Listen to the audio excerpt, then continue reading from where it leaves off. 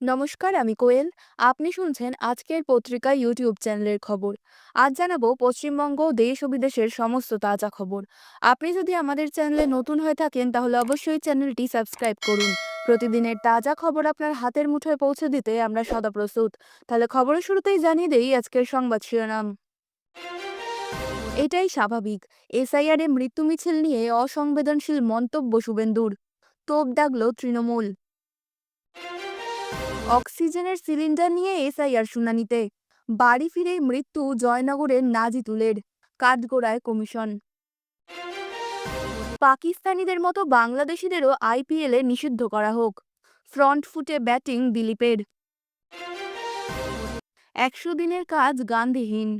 অসাংবিধানিক জি রামজি রুখতে সুপ্রিম কোর্টে যাচ্ছে কংগ্রেস। শুনানি পর্বে বিএলএ বাদ। বয়স্কদের হয়রানি। জ্ঞানেশ কুমারকে ৪ পাতার কড়া চিঠি মমতার। ছত্তিশগড়ে বড়দিনে মল ভাঙচুর। গ্রেফতার হওয়া ৬ জনের জামিন হতেই মিলল হিরোর মর্যাদা। ভারতে আসবে না বাংলাদেশ টিম। এবার কি বাংলাদেশে আইপিএল সম্প্রচার বন্ধ? জানিয়ে দিলেন সম্প্রচার উপদেষ্টা।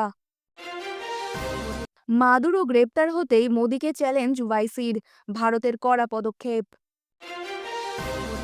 বিজেপির জেতা ৭৭ আসনে কি ফিরবে লাল ঝান্ডা?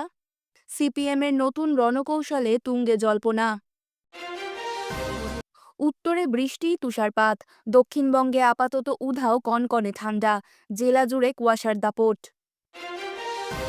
এতক্ষণ শুনছিলেন সংবাদ শিরোনাম। এবার জানাবো বিস্তারিত খবর। এসআইআর আতঙ্কে রাজ্যে পরপর মৃত্যুর অভিযোগ। এই ইস্যুতে একাধিকবার কমিশনের বিরুদ্ধে সরব হয়েছে মুখ্যমন্ত্রী মমতা বন্দ্যোপাধ্যায়। এমনকি মৃত্যুর দায় কমিশনকে নিতে হবে বলেও সরব হয়েছেন তৃণমূলের সর্বভারতীয় সাধারণ সম্পাদক অভিষেক বন্দ্যোপাধ্যায়। যদিও এসআইআর আবহে মৃত্যু স্বাভাবিক বলেই মনে করছেন বিরোধী দলনেতা শুভেন্দু অধিকারী। তার কথায়, গোটা এসআইআর প্রক্রিয়ার মধ্যে কোনো কারণে কেউ মারা যাবেন না, এমনটা তো হতে পারে না।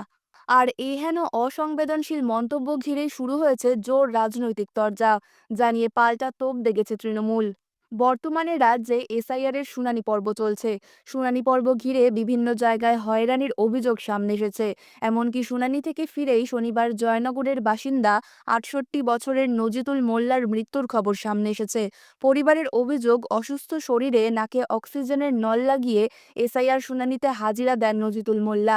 একদিকে ২০০২ সালের ভোটার তালিকায় নাম না থাকা, অন্যদিকে শুনানির ধকল সহ্য করতে না পেরেই অসুস্থ হয়ে নজিতুলের মৃত্যু হয় বলে পরিবারের দাবি, জানিয়ে শুরু হয়েছে বিতর্ক। এই বিষয়ে বিরোধী দলনেতাকে প্রশ্ন করা হলে তিনি বলেন, এই বিষয়ে কিছু টিপ্পণী করব না। তবে গোটা এসআইআর প্রক্রিয়ার মধ্যে কোনো কারণে কেউ মারা যাবেন না, এমনটা তো হতে পারে না। জন্ম মৃত্যু একটা সার্কেল, প্রতিদিনই ঘটে, প্রতি ঘন্টাতেই ঘটে।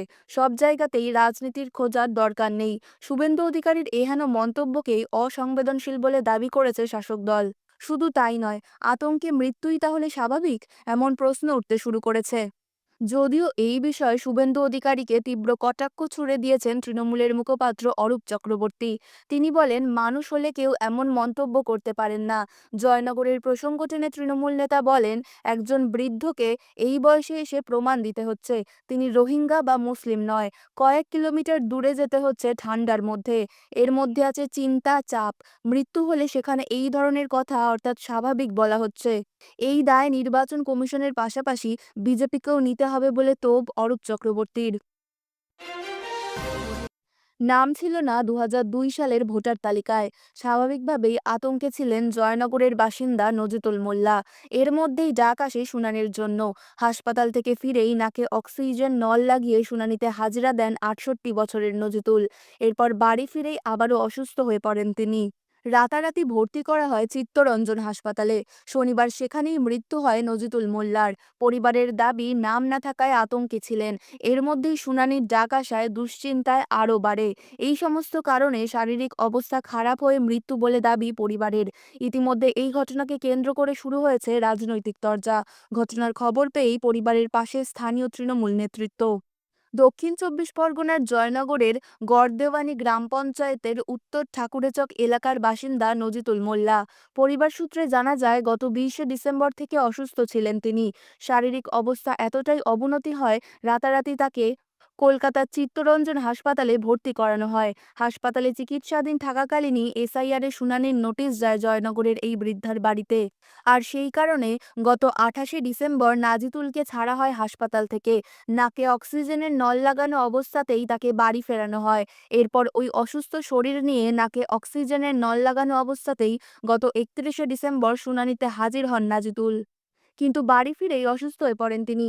ফের চিত্তরঞ্জন হাসপাতালে ভর্তি করানো হয় নাজিতুল মোল্লাকে।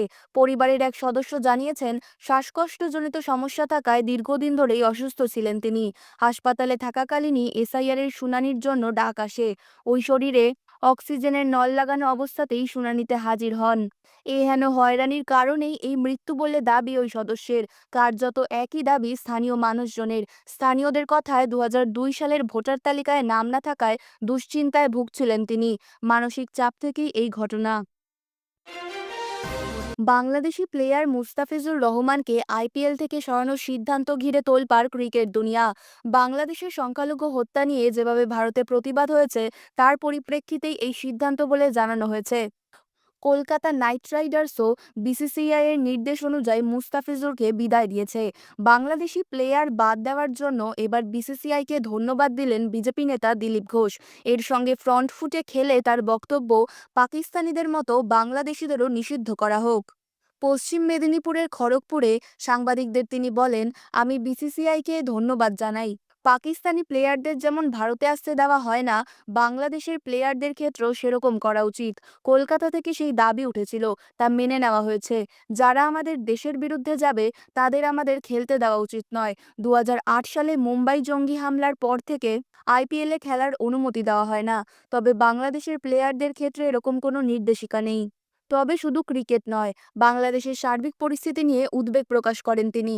বিজেপির প্রাক্তন সাংসদ বলেন, বাংলাদেশে যা হচ্ছে তা অমানবিক। ভারত সরকার নিজের কাজ করছে। যেভাবে বাংলাদেশে হিন্দুদের অত্যাচার করা হচ্ছে, তাতে পশ্চিমবঙ্গের মানুষও ক্ষুব্ধ। আমরা চাই বাংলাদেশে দ্রুত নির্বাচন হয়ে স্থায়ী সরকার প্রতিষ্ঠা হোক। আইন শৃঙ্খলা প্রতিষ্ঠা হলে মানুষের প্রাণ ও সম্পত্তি বাঁচবে, সীমান্তে সমস্যাও কমবে। উল্লেখ্য, ওপার বাংলায় মৌলবাদীদের আগ্রাসন আর ধর্মের নামে হানাহানিতে নিরাপত্তায় ভুগছে সংখ্যালঘুরা। জীবন্ত পুড়িয়ে মারা হয়েছে দীপু দাসকে। বাংলাদেশে হিন্দু হত্যার প্রতিবাদে সামিল ভারত। ওপার বাংলার ঘটনা প্রবাহের আঁচ পড়েছে এদেশের ক্রিকেট প্রেমীদের মধ্যেও। এবছর রেকর্ড 9.2 কোটি টাকায় বাংলাদেশের অন্যতম সেরা প্লেয়ার দলে নিয়েছিল নাইটরা, কিন্তু মুস্তাফিজুরকে খেলানোয় প্রবল আপত্তি ওঠে। পরে বিসিসিআই থেকে জানানো হয় যে মুস্তাফিজুরকে বাদ দেওয়ার জন্য কেকেআরকে নির্দেশ দেওয়া হয়েছে।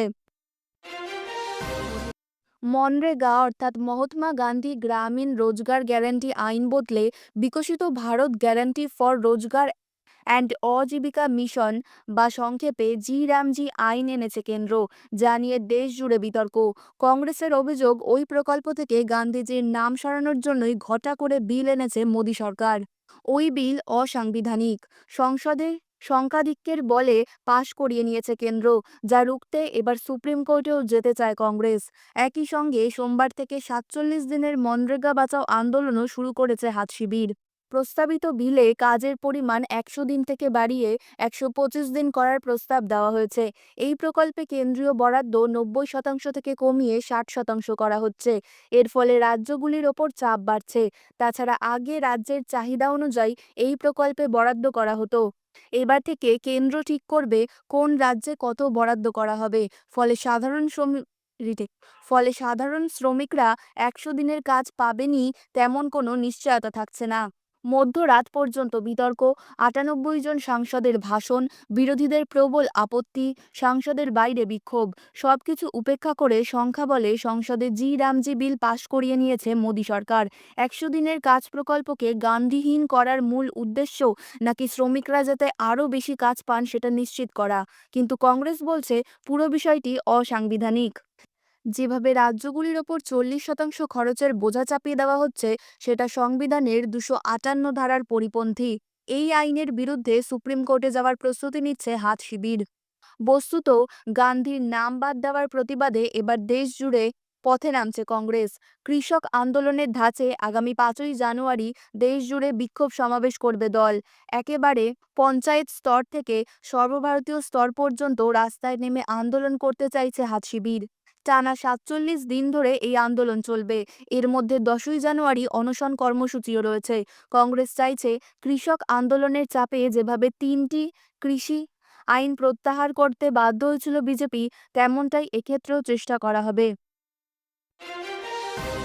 রাজ্যে আসন্ন বিধানসভা নির্বাচনে প্রধান বিরোধী দল হয়ে উঠতে নতুন সমীকরণ সাজাচ্ছে আলিমুদ্দিন স্ট্রিট।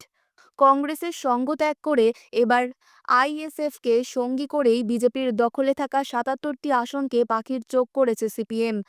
বাম নেতাদের লক্ষ্য পূর্বের নির্বাচনে বিজেপিতে চলে যাওয়া ভোট ব্যাংক পুনরুদ্ধার করা এবং তৃণমূলের ভোট ব্যাংকে আঘাত না করে গেরুয়া শিবিরের বিকল্প হিসেবে নিজেদের প্রতিষ্ঠা করা। জেলায় জেলায় ইতিমধ্যেই শুরু হয়েছে ভোট ট্রান্সফার রুখতে বিশেষ সাংগঠনিক তৎপরতা। সংখ্যালঘু ভোট নিশ্চিত করতে আইএসএফকে নির্দিষ্ট আসন ছাড়ার পরিকল্পনা নেওয়া হয়েছে। তৃণমূলের দুর্ভেদ্য ভোট ব্যাংক ভাঙা কঠিন মনে করলেও বিজেপির জেতা আসনগুলোতে সরাসরি টক্কর দিতে হারানো জমি ফিরে পেতে মরিয়া বামেরা।